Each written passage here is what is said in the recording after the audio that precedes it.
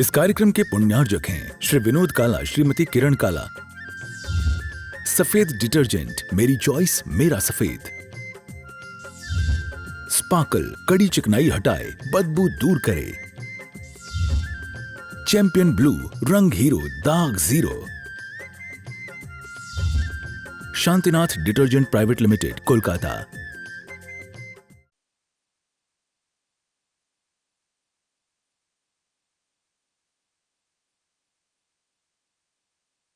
छह फरवरी से 12 फरवरी तक पंचकर्णक हुआ था और 13 फरवरी को श्री जी विराजमान करने का कार्यक्रम हुआ था। बहुत ही सुंदर दिवस है आज, बहुत ही पावन अवसर पर।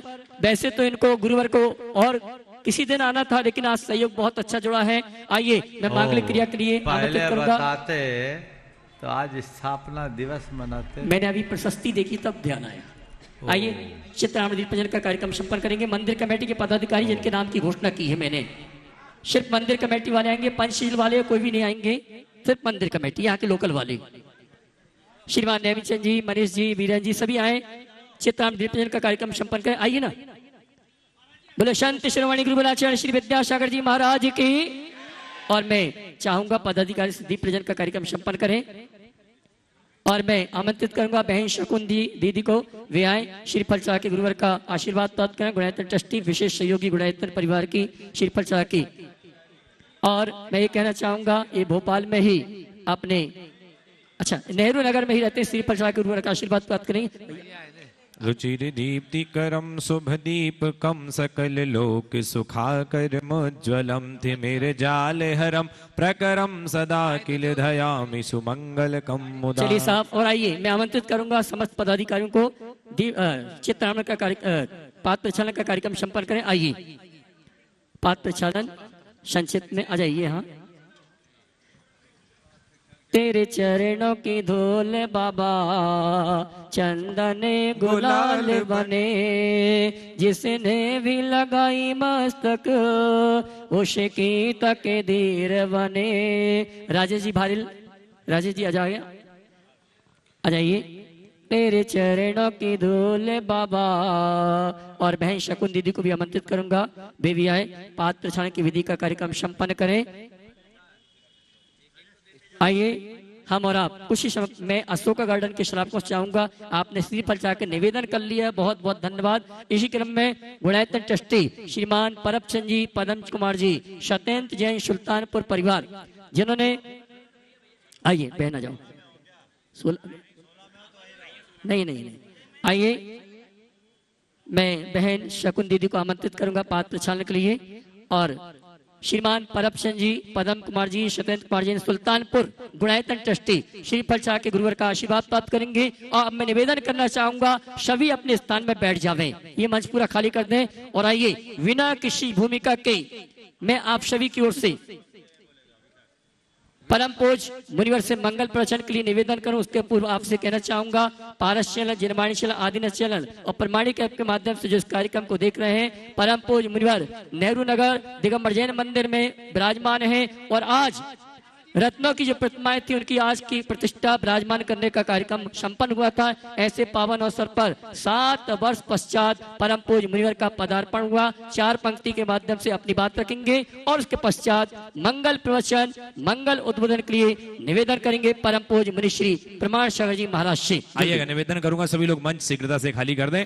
एक बार ऊर्जा के साथ, चेतना के साथ जयकारा लगाइए। बोले परम पूज्य संत श्रोमणी आचार्य गुरुदेव श्री विद्यासागर जी महामुनि राज की। अभी आनंद ने दोनों हाथों को आकाश की ऊंचाइयां देते हुए जोर से लगाए।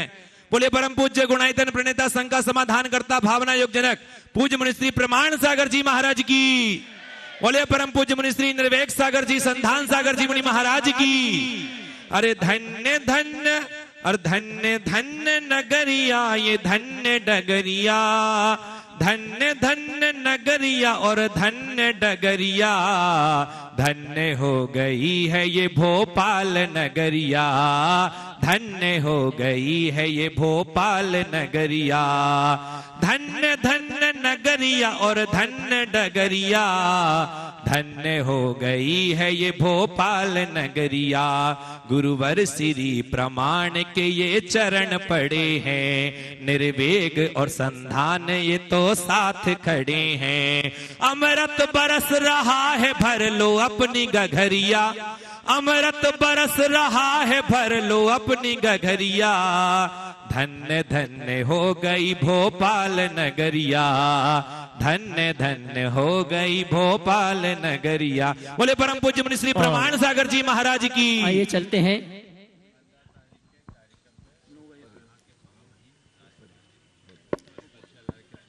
बंधु मैं कहना चाहूंगा, आगामी 1 दिन शेष है और 6 दिन विशेष हैं।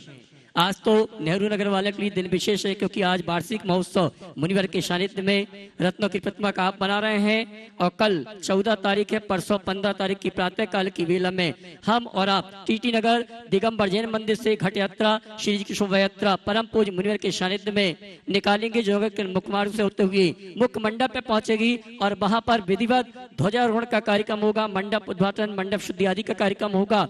और 15 तारीख को प्रातः काल की वेला में मध्य प्रदेश शासन के राज्यपाल महामहिम श्रीमान पटेल जी, उनके आतिथ्य में कल मंगूभाई जी पटेल, जो कि हमारे मध्य प्रदेश शासन के राज्यपाल महोदय हैं, महामहिम हैं, और कल परसों मध्य प्रदेश शासन की ओर से उपस्थिति के माध्यम से उस महोत्सव को महामहोत्सव का रूप प्रदान करेंगे। और आइए मैं आमंत्रित करूंगा श्रीमान नवीन जी, जितेंद्र जी, निखिल जी, रिया, नीर और श्रीमान अनिल कुमार, साधनाजन, अंकुर, वड़कुल, रोली, वड़कुल, रोआंक, वड़कुल, जिन्होंने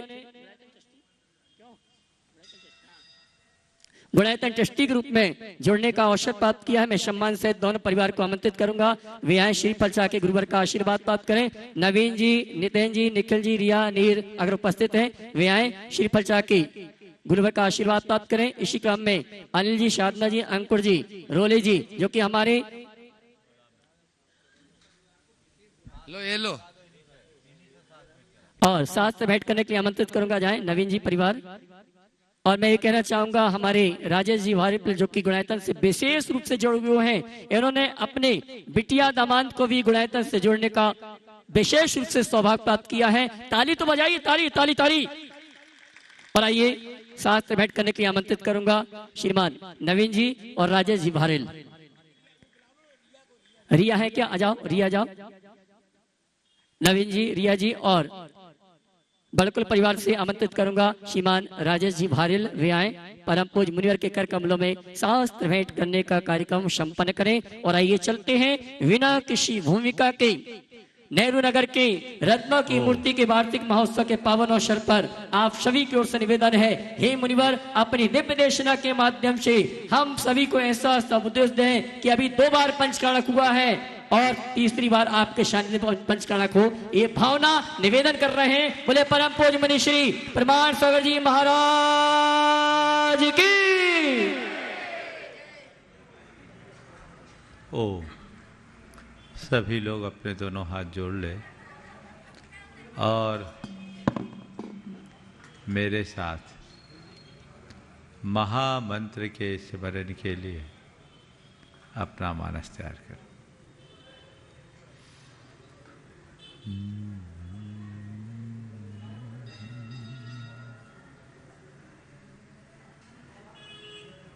एड़मो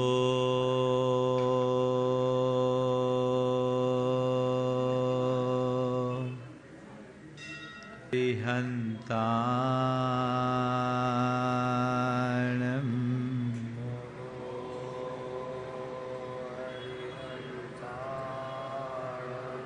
एड़मो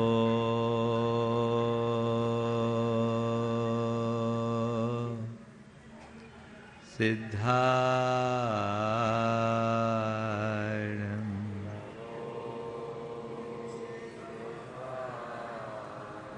एड़मो आयरियाणं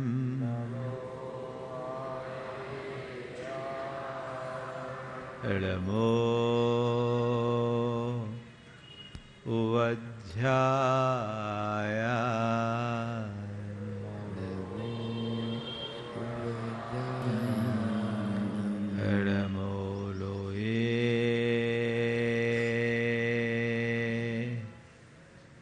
सर्वशा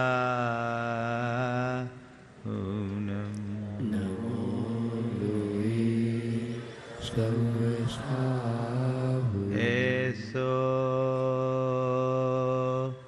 पंचेण मोयारो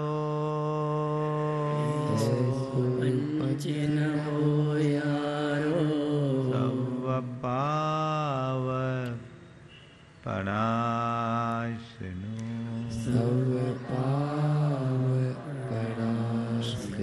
मंगलालम च सवेसिं पढ़मं होय मंगलम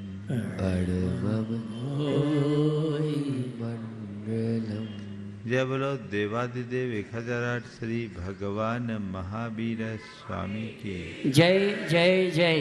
अहिंसा परमो धर्म की जय जय जय।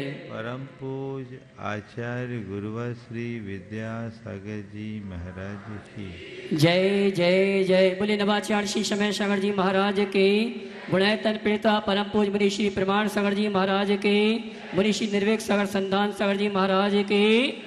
नमोस्तु गुरुवर। जीवन में बहुत कम मौके आते हैं जब हमें हमारे अनुकूल संयोग मिलता है, लेकिन अक्सर हमारे साथ उल्टा होता है। जब संयोग नहीं मिलते, हम संयोग को पाने के लिए लालायित होते हैं और संयोग मिल जाने पर उसे अपने प्रमाद में खो देते हैं। आज संक्षेप में 4 बातें आप सबसे करूंगा। अवसर मिलना,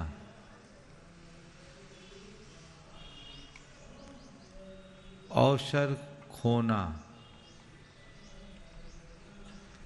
अवसर खोजना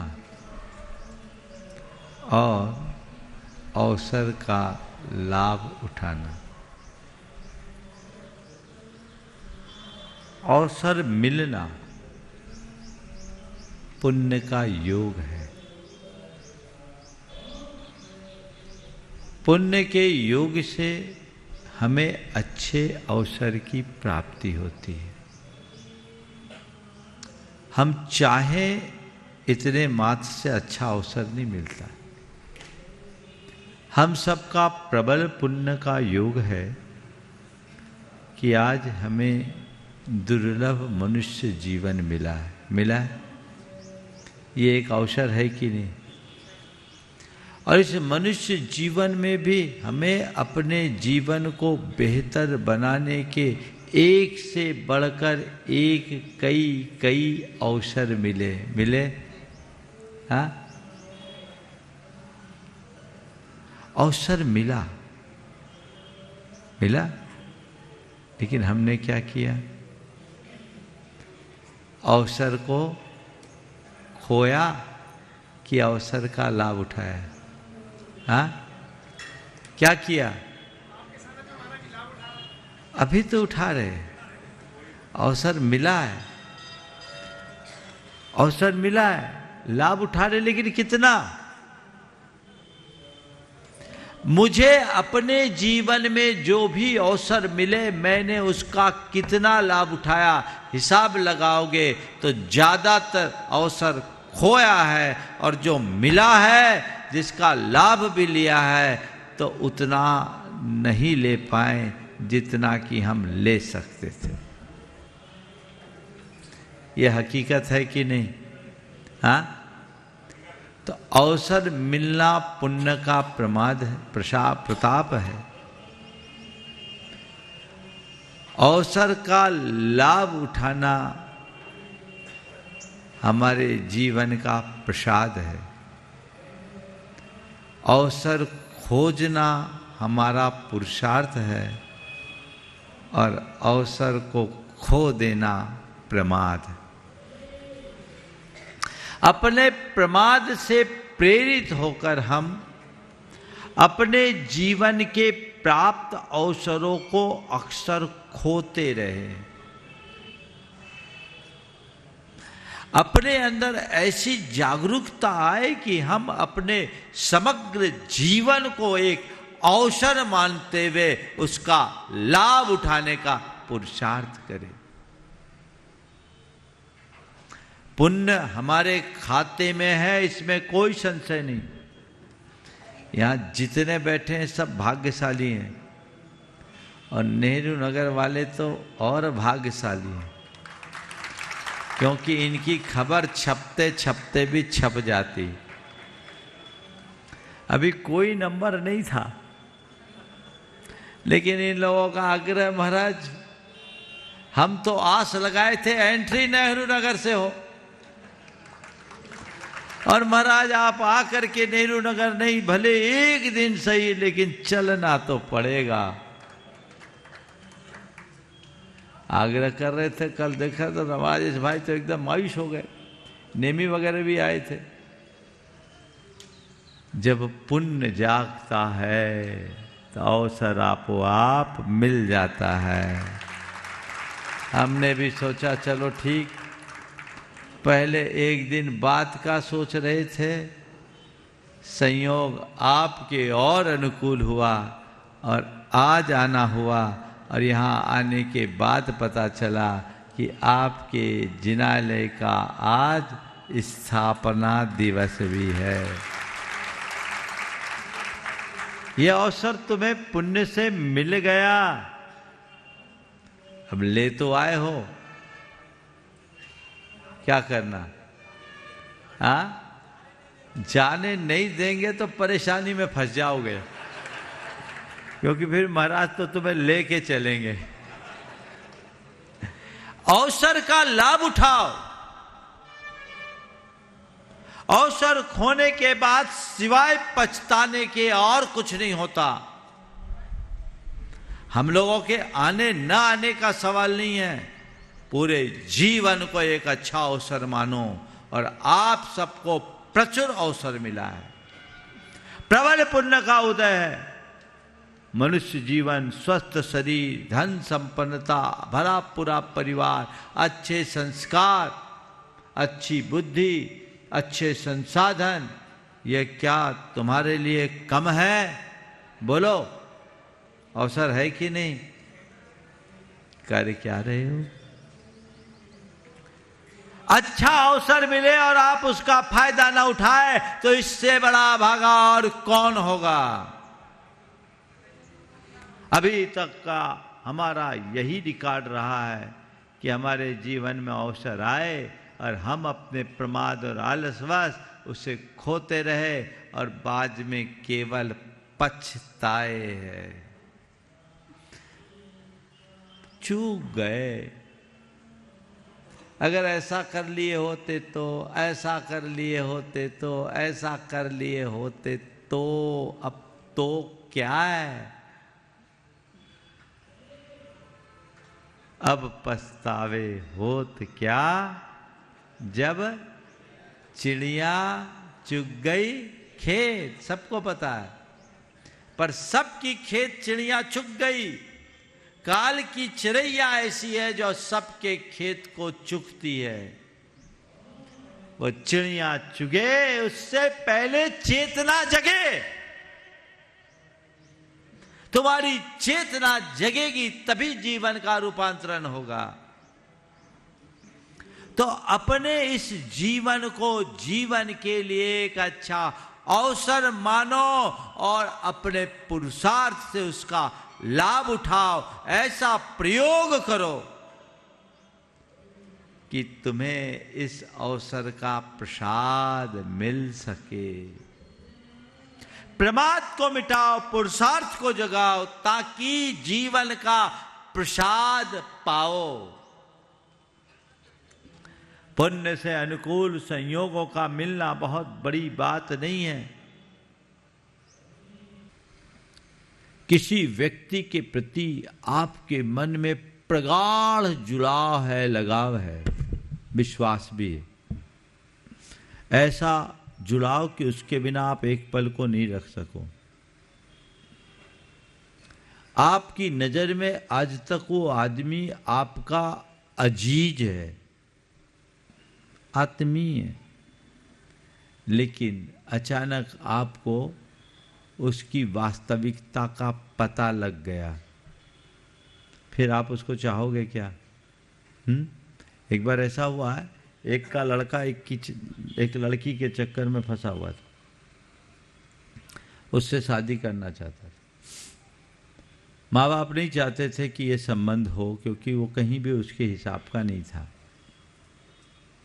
मेरे पास आए, उसे देखकर मेरे मुंह से निकल गया, चिंता मत करो, तुम लोग ठीक रहो, ये संबंध होगा नहीं। ठीक है। उसके बाद भी वो लड़का अड़ा रहा। माँ बाप ने मेरी बात को पकड़ रखा था कि महाराज ने कह दिया संबंध होगा नहीं तो नहीं होगा। उनने अपनी तरफ से सम्मति नहीं दी। मैं सम्मेत शिखर जी में था। एक दिन सुबह सुबह माँ बाप और वो बच्चा साथ में आ गए। क्या बात? बोले महाराज आपकी बात सच साबित हो गई। क्या हुआ? बोले महाराज जी कल रात की बात है, रात के 11 बजे बेटा साथ में था।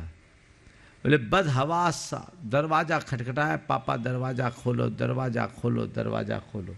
क्या बात है? बोले आपसे बात करनी। भाई 11 बजे क्या बात? बोले अब भी बात करनी, अब भी बात करनी। खोला तो देखा एकदम बौखलाया हुआ। क्या पापा सब खत्म हो गया। महाराज ठीक कहते थे, हमें उससे संबंध नहीं करना, उस लड़की का नाम लेना भी मैं पसंद नहीं करूंगा। क्या हो गया? इतना ज्यादा बौखलाया हुआ क्यों? इतना गुस्सा क्यों करे? बोले बस देख लिया, मुझे सब पता लग गया, वास्तविकता जान लिया। क्या हुआ? बोला बात ऐसी थी, कहीं से उसको उस लड़की का पासवर्ड हाथ में लग गया, वो लड़की किसी दूसरे के साथ चैट पर थी। सब देख लिया है, वास्तविकता समझ में आ गई। बोले अब चलो महाराज के पास। बोले महाराज जी इसके कहने से यद्यपि मैं रात में ट्रैवल नहीं करता, पर रात में ट्रैवल करके आया हूँ। और वो लड़का बोला महाराज जी आप जो कहते थे सही है, मेरी आंखें खुल गई, मैं भ्रम में था, अब मेरे मन में उसके प्रति कोई आकर्षण नहीं है। मैंने कहा जब व्यक्ति को वास्तविकता का पता चलता है, सारा आकर्षण खत्म हो जाता है। इसी प्रकार जिस दिन तुम्हें अपने जीवन की वास्तविकता का पता चल जाएगा, संसार का सारा आकर्षण अपने आप छूट जाएगा। जिंदगी पर डाल ली जिसने हकीकत की नजर, जिंदगी पर डाल ली जिसने हकीकत की नजर, जिंदगी उसकी नजर में बेहकीकत हो गई। बेहकीकत हो जाएगी, सब कुछ व्यर्थ लगने लगेगा, निस्सार प्रतीत होने लगेगा, बशर्ते आंखें खोल कर देखो। अभी तो जान बूझ कर अंध बने हैं, आंखन बांधी पाटे, अरे जिया जग धोखे की टाटी। सब पट्टी बांधे। कहो कुछ, अरे महाराज ये सब तो ठीक है, लेकिन क्या है? आंखें खोलो। ये भ्रम है, भ्रम। और भ्रम को सत्य मानना अज्ञान है। जैसे रेगिस्तान में रेत के कणों पर सूर्य की किरणें पड़ती है तो ऐसा लगता है कि जैसे सरोवर लहरा रहा। अब प्यासा मृग प्यास बुझाने की चाह में उसे सरोवर मानकर उस दिशा में आगे बढ़ता है। पर सरोवर है क्या? लगता है सरोवर, काश उसे पता चलता, लेकिन वो मृग मरीचिका को सरोवर मानकर उस ओर दौड़ता है और दौड़ते दौड़ते दम तोड़ देता है, जीवन में कुछ भी नहीं प्राप्त कर पाता।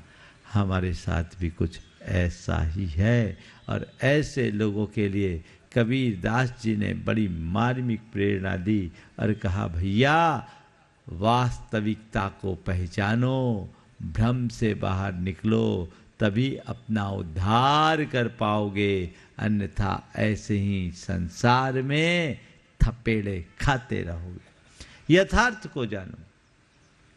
बुद्ध ने अपने जीवन में एक वृद्ध देखा, एक रोगी देखा और एक मृतक देखा, है ना? कहानी आप सबको पता है। ये वृद्ध क्या होता है? ये क्यों इतना कमर लाठी देखिए क्यों चल रहा है? ये बूढ़ा हो गया है। बूढ़ा क्या हो गया? हाँ, जब उम्र पार हो जाती है, शरीर शिथिल हो जाता है, पराधीन हो जाता है, बूढ़ा हो जाता है। अच्छा, ये क्या है? बीमार है, रोगी। रोग क्या है? शरीर का लक्षण है। बीमार होने से व्यक्ति अशक्त हो जाता है। और ये कौन किसे उठा के ले जा रहे हैं? ये व्यक्ति है जो मर चुका है, अब केवल शरीर बचा है, इसकी आत्मा नहीं। क्या मुझे भी बूढ़ा होना पड़ेगा? सब होते हैं, तो आप कैसे बचेंगे? क्या मुझे भी रोग हो सकता है? संसार में रोग तो सबको होता है, आप कैसे बचेंगे? क्या मुझे भी मरना पड़ेगा? अब क्या बोले, एक दिन तो सबको मरना है। बस इतना देखा और बुद्ध प्रबुद्ध हो गए, रथ मोड़ दो, अब राजमहल में नहीं, मुझे अपने आत्म वैभव को प्राप्त करने के लिए संन्यास अंगीकार करना है। आप लोग अपने मन से पूछो, कब्र में पांव लटक गई है, 80 पार कर गए, लेकिन फिर भी अभी भी उसी लाइन में। कितनी बार अस्पताल घूम आए, कोरोना में तो कई वेंटिलेटर पर लटक के आए, उसके बाद भी बुद्धि नहीं सुधरी, और कितने को शमशान पहुंचाया है। लेकिन आजकल तो हमने सुना है कि शमशान में भी वैराग्य खत्म हो गया, वहां भी पार्टियां चलने लगी। जानित जई, चिंतित जई, जन्म जरा संभवम दुखम, नहु विषयेषु विरज्जई, अहो सुबद्धो कवड गंथी। तुम्हारे द्वारा जानने में आता है, देखने में आता है, चिंतन में आता है कि जन्म जरा से उत्पन्न दुख कैसा है, लेकिन फिर भी विषयों से विरक्त होने का भाव नहीं होता। क्या करे, माया की गांठ प्रगाढ़ है। अहो सुबद्धो कवड गंथी, तुम्हारी माया की गांठ बहुत प्रगाढ़ है। ये गांठ जब तक नहीं खुलेगी, मुक्ति का संकल्प प्रकट नहीं होगा। भ्रम को तोड़िए, यथार्थ को जानिए। जीवन का क्या यथार्थ है? जिसने जन्म लिया है उसे एक दिन मरना होगा। ना हम कुछ लेकर आए हैं, ना कुछ लेकर जाएंगे। जैसा हम करेंगे वैसा हम भरेंगे। न कोई हमारा है, न हम किसी के हैं। यही तो जीवन का यथार्थ है। जिस दिन ये यथार्थ हृदय में अवधारित हो जाएगा, मोक्ष पुरुषार्थ वहीं से शुरू हो जाएगा। ये सब जंजाल लगना चाहिए। ये जगत जंजाल है, प्रपंच है, उलझन है। मुझे इन्हें तोड़ना है। एक पल में मुख मोड़ लेते हैं व्यक्ति। बहुत कठिन है उसके लिए जिसकी आत्मा सुप्त है और जिसकी चेतना जागृत हो गई, उसके लिए बड़ा सहज है। अपनी चेतना को जगाइए और बुद्धि को परमार्थ में नियोजित करने का प्रयत्न कीजिए। एक पल लगता है, व्यक्ति का जीवन बदल जाता है। बहुत पुरानी घटना है, पौराणिक घटना है। पत्नी पति को स्नान करा रही। स्नान करते करते अचानक पति की पीठ में आंसू की गर्म बूंद पड़ी। पति ने ऊपर की ओर देखा उसकी पत्नी की आंखों में आंसू। पति को बड़ा अटपटा लगा, क्या बात है, तुम क्यों दुखी हो? क्यों दुखी हो? पत्नी ने कहा, क्या बताऊं, मेरे भैया को वैराग्य हो गया, वो दीक्षा लेने वाले। मेरे भैया को वैराग्य हो गया है, सुना है वो दीक्षा लेने वाले। दीक्षा लेने वाले हैं, अभी लिए थोड़ी है, कल लेंगे परसों लेंगे। जो विचार करते हो विचार ही करते रहते, कल ले नहीं पाते। नहीं नहीं, वे आप जैसे नहीं है, वे बड़े पक्के हैं। वे आप जैसे नहीं हैं, बड़े पक्के हैं। उनने तय कर लिया तो दीक्षा ले ही लेंगे। बोले अभी तय किया है तो क्या परेशान कर रही, तय करने वाला ऐसा दीक्षा नहीं लेता। बोले आप भी तो गए थे प्रवचन में, आप पर तो इतना भी असर नहीं पड़ा। आप भी तो गए थे प्रवचन में, आप पर तो इतना भी असर नहीं पड़ा। इतना सुना और एकदम हड़बड़ा कर उठा और बाहर निकलने को तैयार हो गए। बोले कहाँ जा रहे हो? बोले बस जहां की बात चल रही। कहाँ जा रहे हो? बोले जहां की बात चल रही। बोले अरे कपड़े तो पहन जाओ। बोले कपड़े पहनने का काम नहीं, चड्डी है उसको भी उतारना है। मैं जा रहा हूं, मैं दीक्षा लेने। बोले क्यों? बोले मैं सोच रहा था कि जो सोचता वो ले नहीं पाता, कल लेंगे परसों लेंगे, जीवन का क्या ठिकाना। लेकिन मुझे लगा मार्ग तो यही है और दीक्षा लेना है तो यही श्रेष्ठ अवसर है, सीधे चढ़ करके निकल जाओ। ये है सत्य की प्रतीति, यथार्थ का बोध, सच्चा वैराग एक पल में काया पलट हो जाता है। आप लोग सोचिए, बड़े मजबूत हो। संसारी प्राणियों को सुभट की संज्ञा दी। सुभट, बड़े मजबूत। तो क्यों? संसार से डर नहीं, सब मजे में है। कह रहे हैं मोक्ष मिल जाए मिल जाए मिल जाए, पर सच में अभी तुम्हें मोक्ष की जरूरत ही नहीं है। तुम्हें संसार ही प्रिय लग रहा है, और जिसे संसार प्रिय लगता है वह कभी आगे नहीं बढ़ सकता। वो आगे नहीं बढ़ सकता। अपने आप को आगे बढ़ाने के लिए अपनी दिशा को मोड़ना जरूरी है, भ्रम को तोड़ना जरूरी है।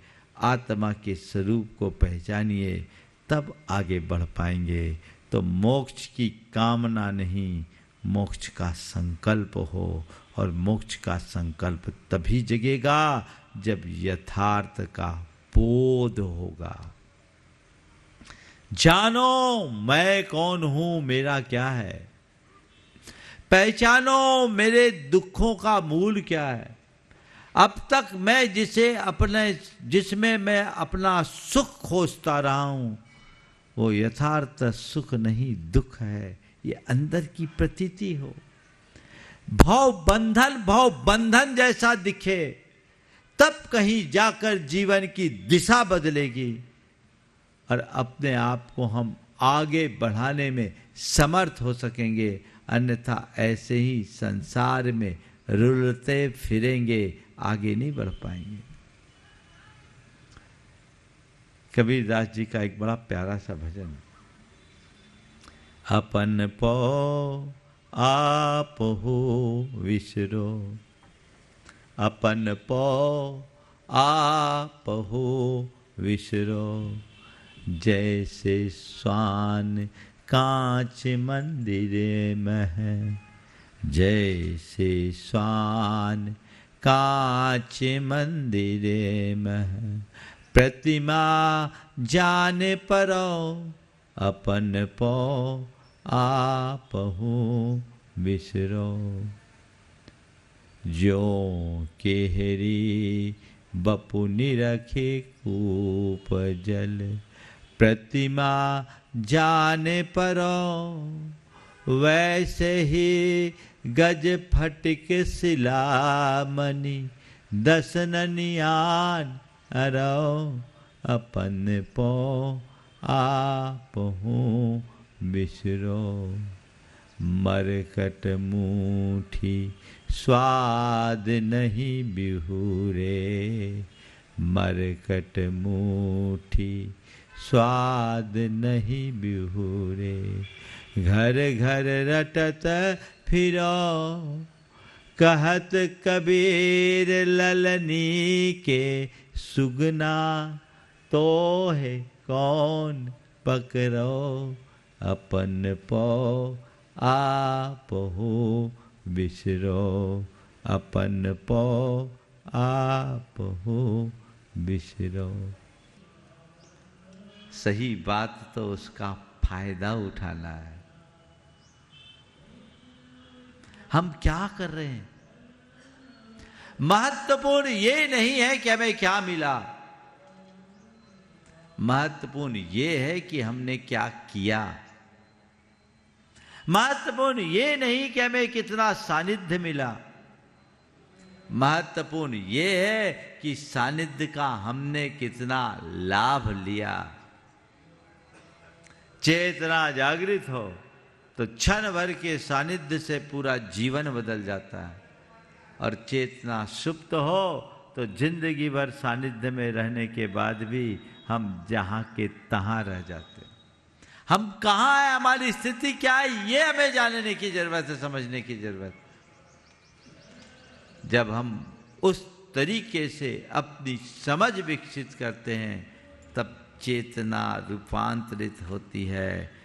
तो पुण्य को पुरुषार्थ से जोड़ो, जीवन की प्रगति का यही आधार है।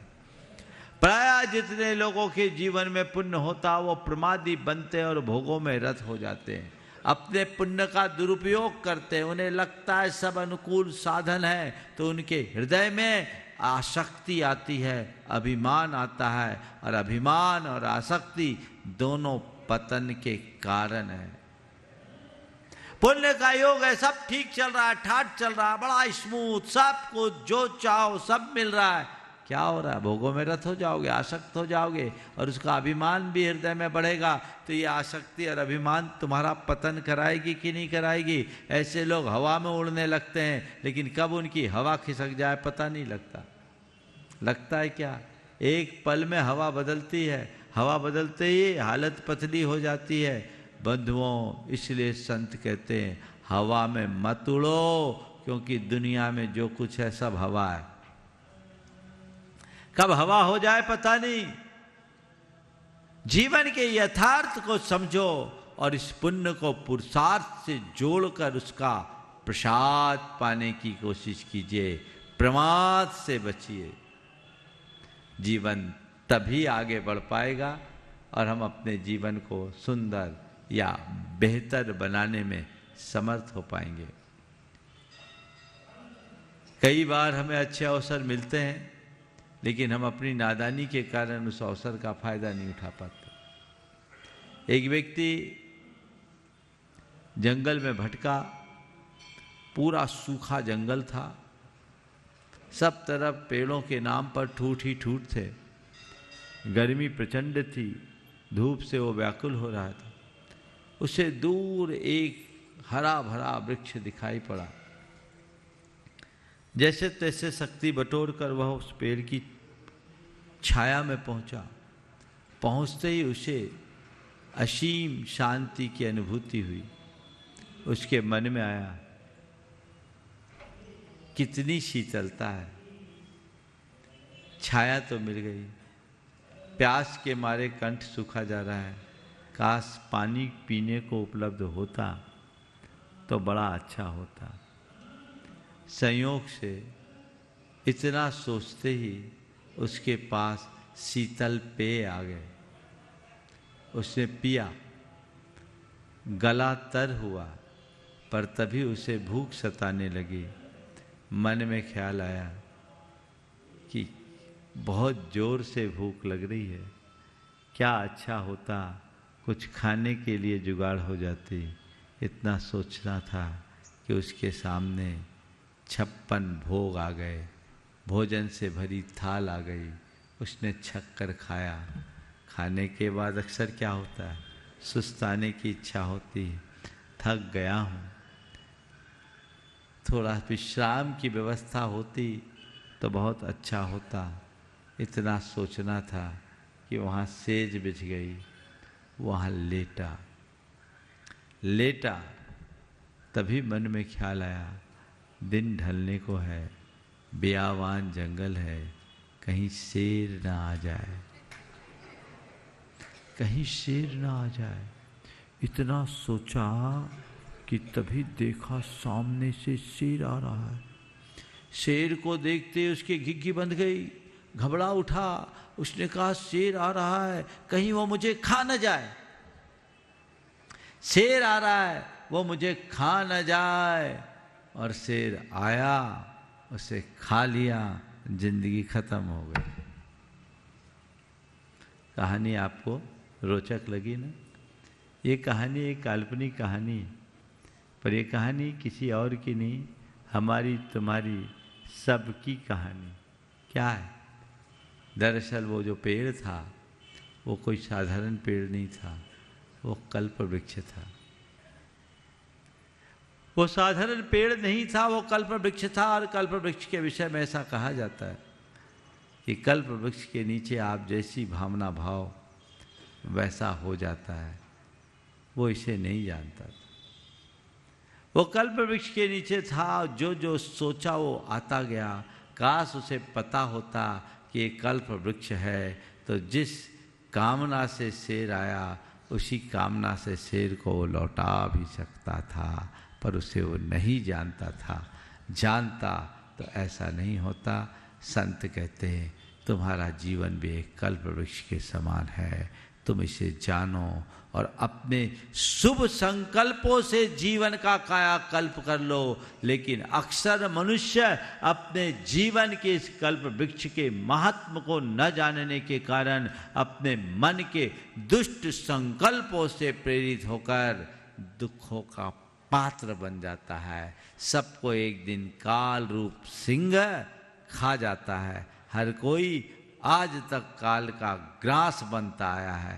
काश हम अपनी चेतना को जगाएं और कालजयी बनने का रास्ता चुने, जिससे जीवन को बेहतर बनाया जा सके, जीवन का पथ प्रशस्त किया जा सके। तो वो पुरुषार्थ हमें करना है, जीवन को आगे बढ़ाने का प्रयत्न करिए, लाभ उठाइए। दुर्लभ मनुष्य जीवन है, आज है कल रहे कोई ठिकाना है। कितने दिन की जिंदगी है बोलो? कोई कह सकते हैं? अभी 3-4 दिन पहले की घटना आप लोगों ने सुनी कि नहीं सुनी? पूरे देश में वायरल हुआ क्लिप। हाँ, क्या हुआ? विदिशा में इंदौर की बच्ची थी, नृत्य करते करते एक और नीलांजना वाली बात आ गई। हाँ, है ना? नीलांजना के लिए तो हम लोग नाटक देखते थे, लेकिन वाकई में ये नीलांजना जैसा ही सब कुछ घट गया।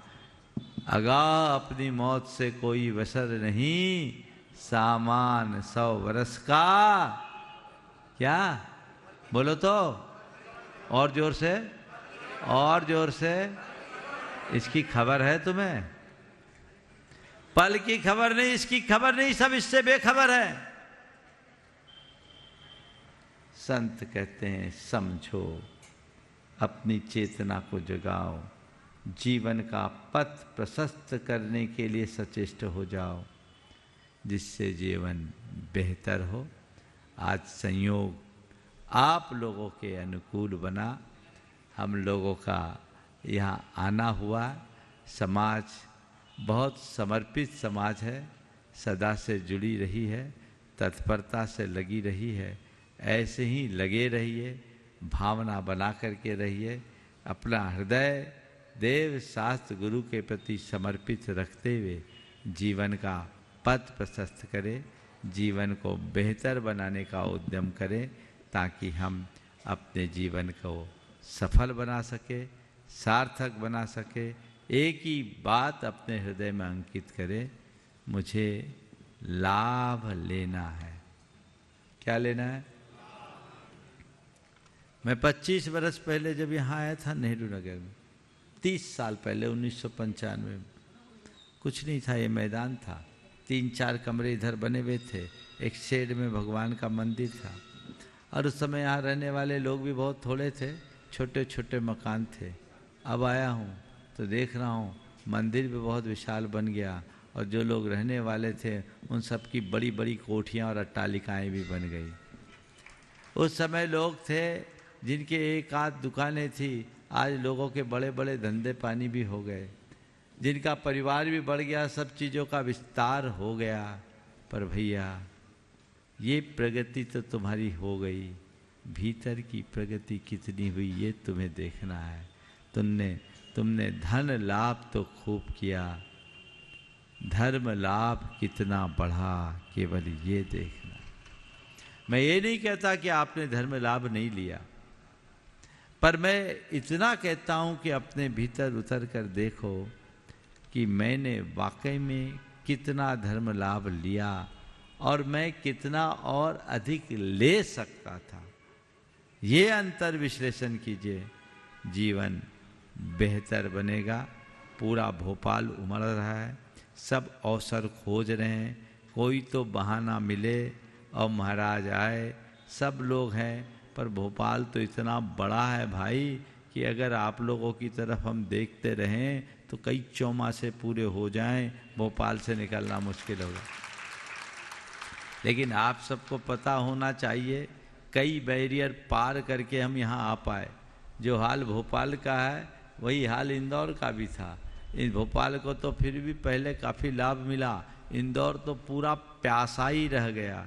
लेकिन फिर भी जब यहाँ कार्यक्रम था तो उस निमित्त से हम लोग सब कार्यक्रम को समेट कर यहाँ आए, और यहाँ भी जब समय कम होता है तो बीच में ही अपनी दुकान बिठा लगा ली जाती है और वहीं सारा काम हो जाता है।